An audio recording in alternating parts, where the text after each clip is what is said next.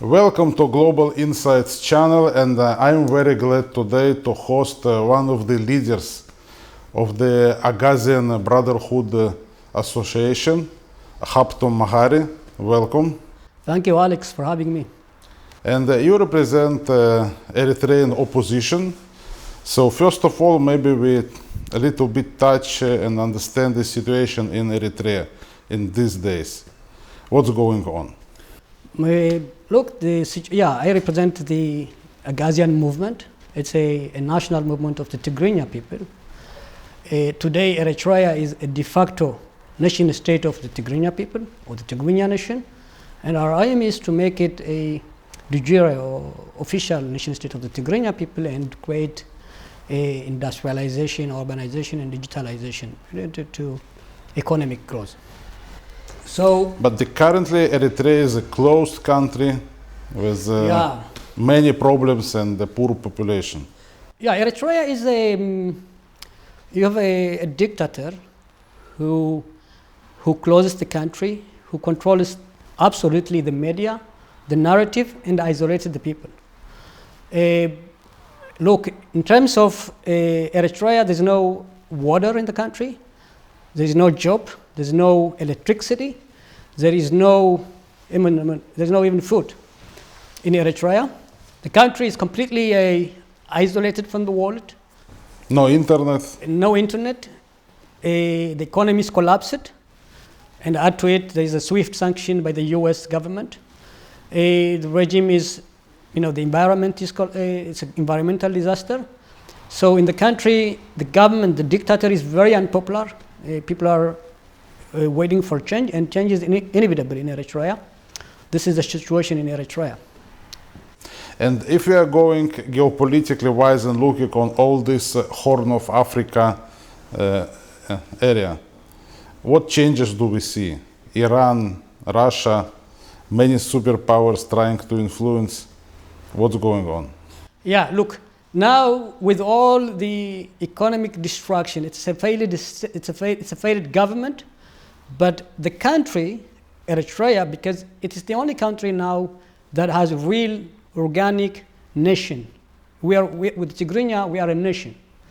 So despite being the economy collapsed, despite being the regime is incompetent and failed state, we are still regional power in the region.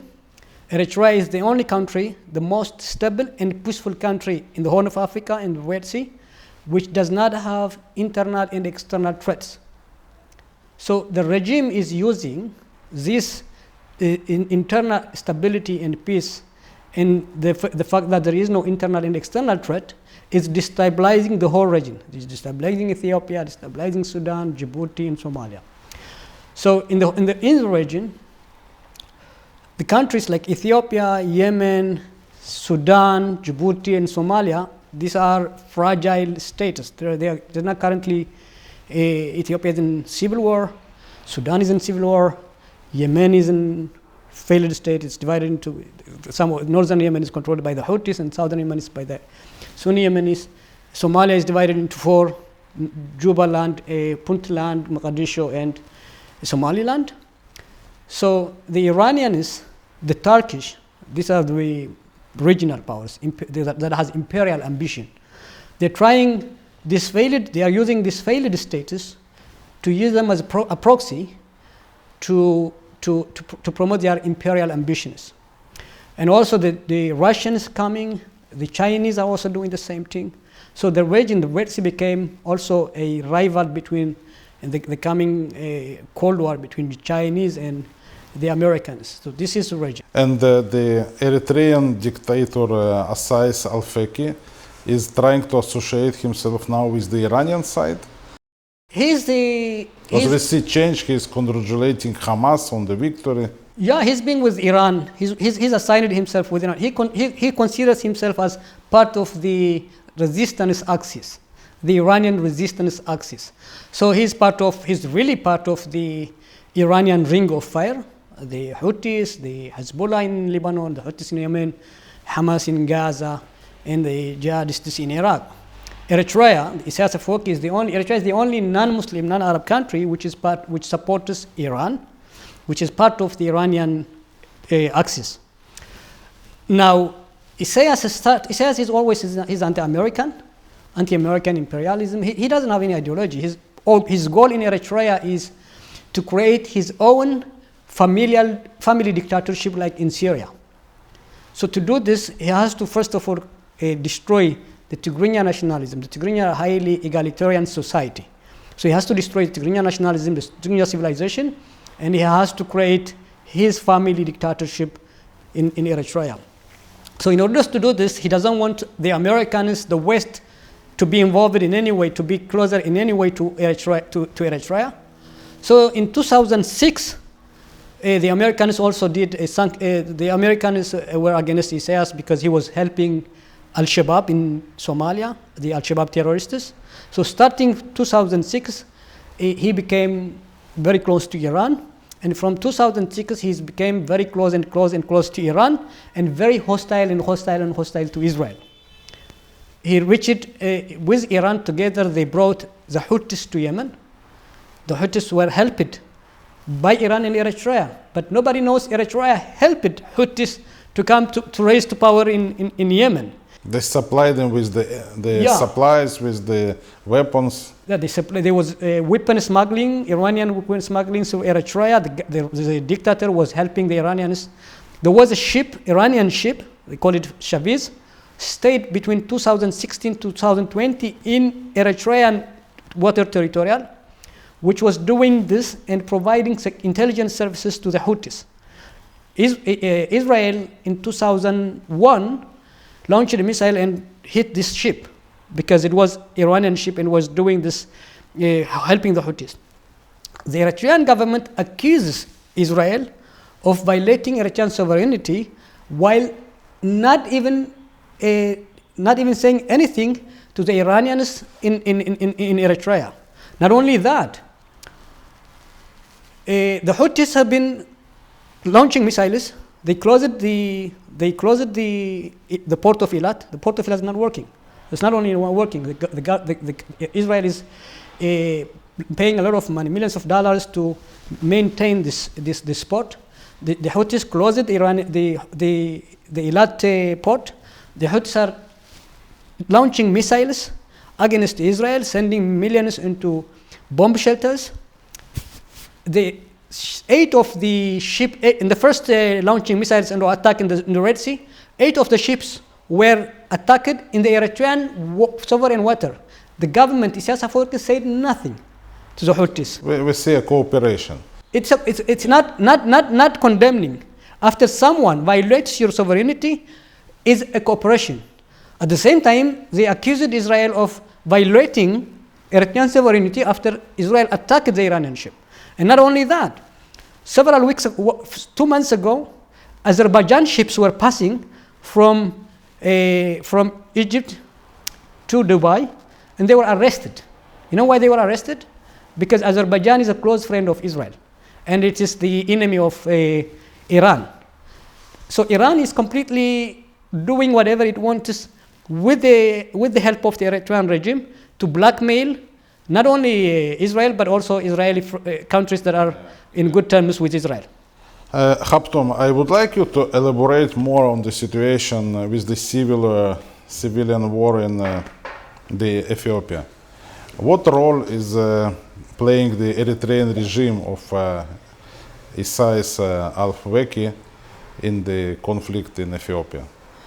Look, in Ethiopia, the Tigreans in Ethiopia, in northern Ethiopia, are 6 million. They're 6% of Ethiopian population. In Ethiopia, you have got more than 120 million population. So the majority, about 40% are Amharas and 40% are Oromos, and the rest are minorities, Somalia and many other tribes and clans. So when Isaias Afwerki, his goal is to destroy the Tigrinya nationalism. So he's against the Tigrinya in Tigray and the Tigrinya in Eritrea.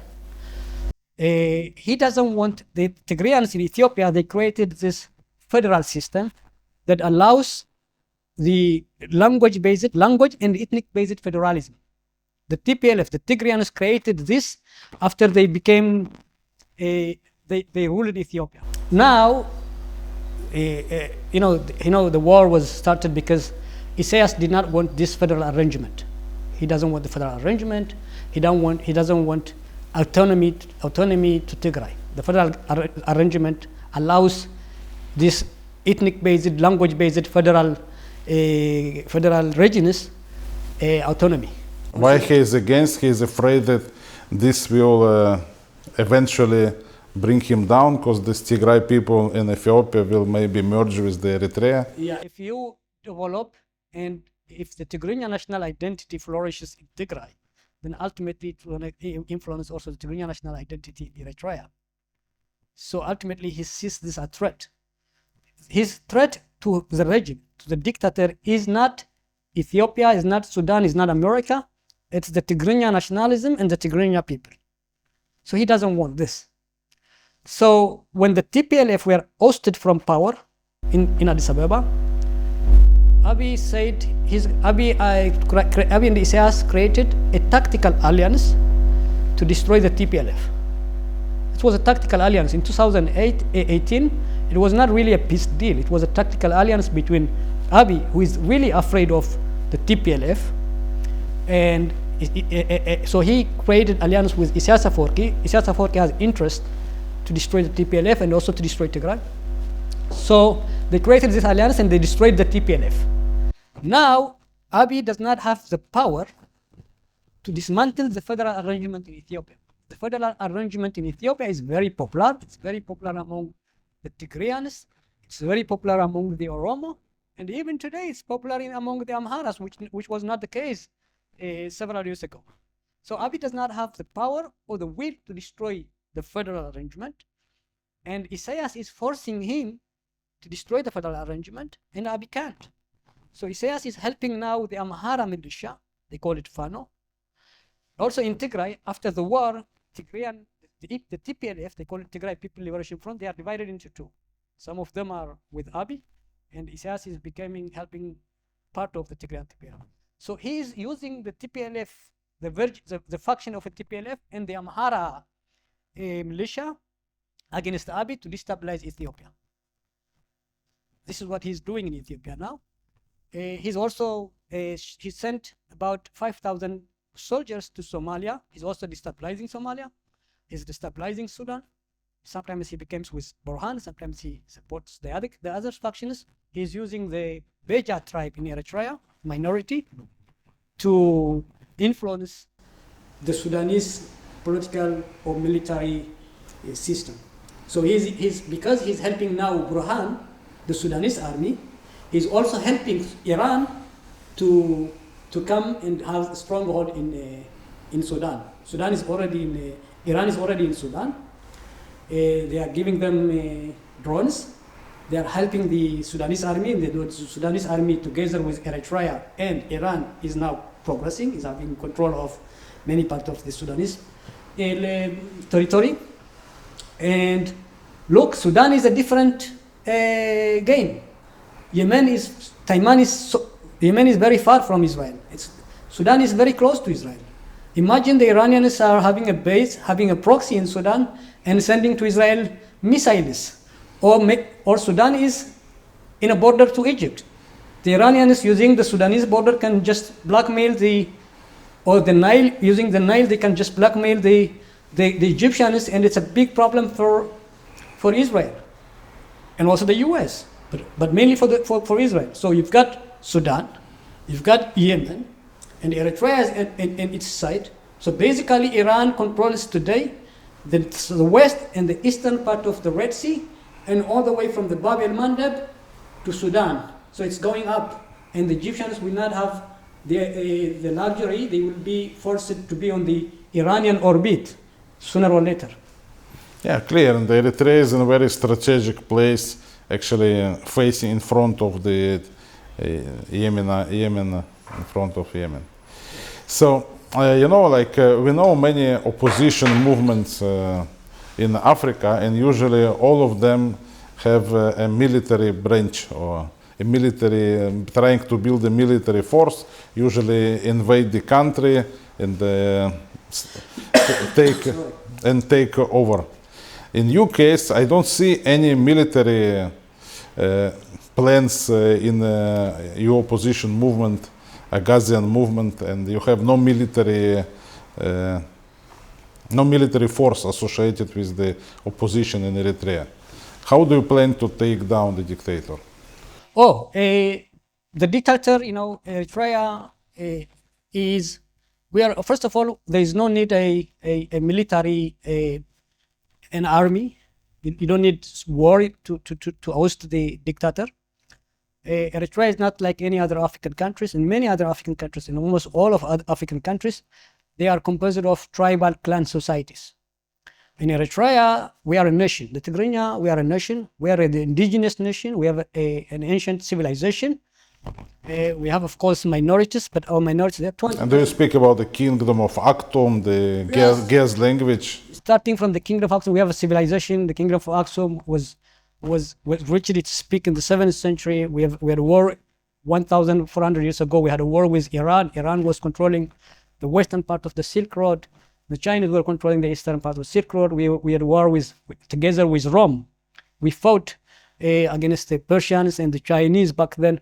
We are the organic outpost of the Judeo-Christian civilization in the Red Sea, right? So we've been fighting to protect our Judeo-Christian civilization, to protect our security interests, our economic interests. In the 7th century, we lost the control of the trade route, and we became farmers and we became poor. In the 16th century, the Turkish, the Ottoman came and they destroyed our books. We fought with them, against them. The Portuguese came to help us because the Portuguese understand that we are part of their civilization. We are with the same Judeo-Christian civilizations. So we are the organic outpost of the Judeo-Christian civilization in the Red Sea. But so we have a long history. We have written laws. We have a written language. So unlike other African countries, we are a nation. So the regime in Eritrea, the dictator, is in power only and only because he controls the media, absolute monopoly on the media, on the narrative, and isolation. So in Eritrea, to oust the regime, to bring changes is inevitable anyway, because the regime has been for 30 years and there's no economy, the economy is collapsed, there's no water, there's no food, there's no employment, people are suffering. It's very unpopular dictator, and he has any social base in the center of the country, around the Hamasien, because he's from Tigray. He's from the periphery of Eritrea. The Hamasien is the center of Eritrea. So it's easy to destroy the regime, to oust the regime. We just need to break his monopoly on the media and television, because in Eritrea today, he absolutely controls the media and the narrative. There is no internet. Internet penetration to Eritrea is less than 1%. It's like you open now Facebook in Eritrea, you can't open video at all. But even to open an image, it takes hours. So he controls the media. So we need to break his monopoly on the media by broadcasting a 24-hour satellite TV and radio, and we have to break his isolation. If we do this, we can oust the regime within few months. The army is a national army, and the armies are our brothers, our uncles, our aunts. It's our brothers, older brothers. Do you have problems with the ethnic minorities in Eritrea? Look, in Tigrinya, we are the overwhelming indigenous majority. We are indigenous in Eritrea. The Ge'ez and the Torah, the Orit, is indigenous in Eritrea, and they are very tiny minorities. They are maybe 15, 18, 20%, and they're backward, like they are the Bedouin in Israel. So they don't have the power to go to they don't have the power, and also we need to help them. We need to help them to survive, let alone have a problem of fight against us. So we don't have, in Eritrea, we don't have internal and external threats, because internally we are the Tigrinya are overwhelming majority. We are indigenous. We own the land, and external threats Ethiopia is in civil war, it's collapsed. Sudan is collapsed, it's in civil war. Somalia, Djibouti. Our only threat is the coming of these regional powers, Iran, Turkey, Russia, China. They're just coming from wherever they come from. They're controlling the Bab el-Mandeb, the trade route. They are taking our strategic role. We have to have a strategic role in this area to protect our interests.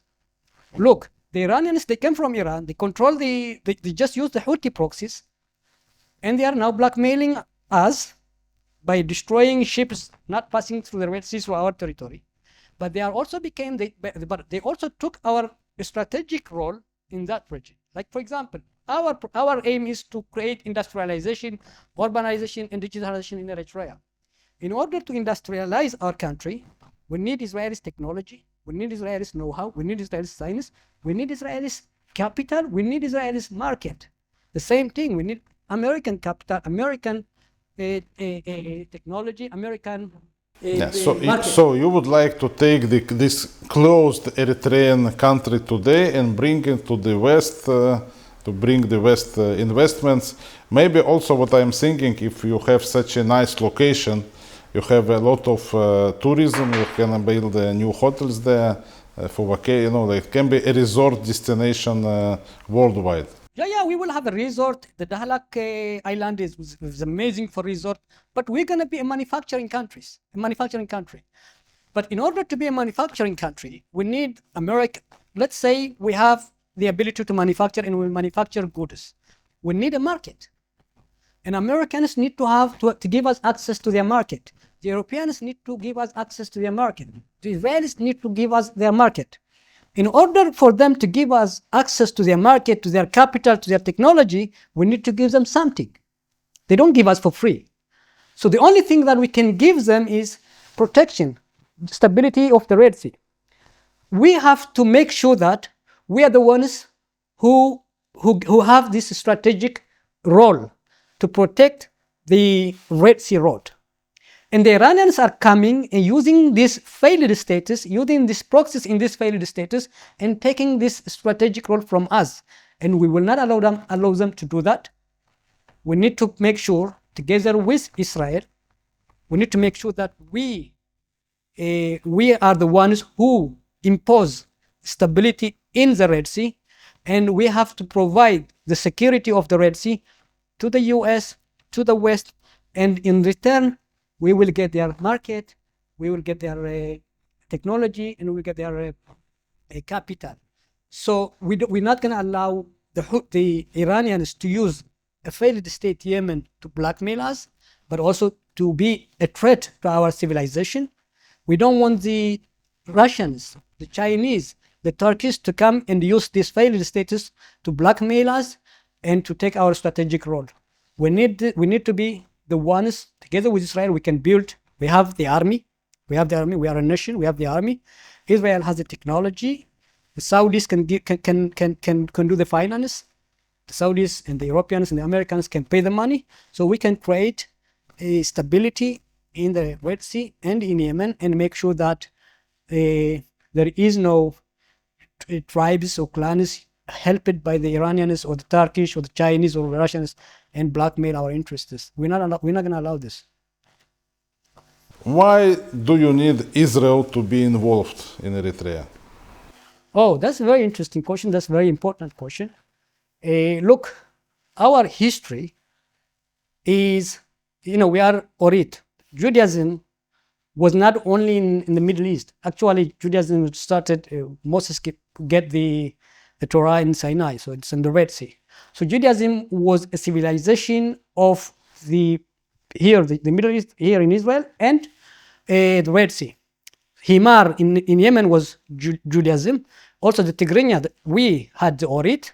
Orit is an older version of Judaism with a priesthood, without halacha, and without Talmud.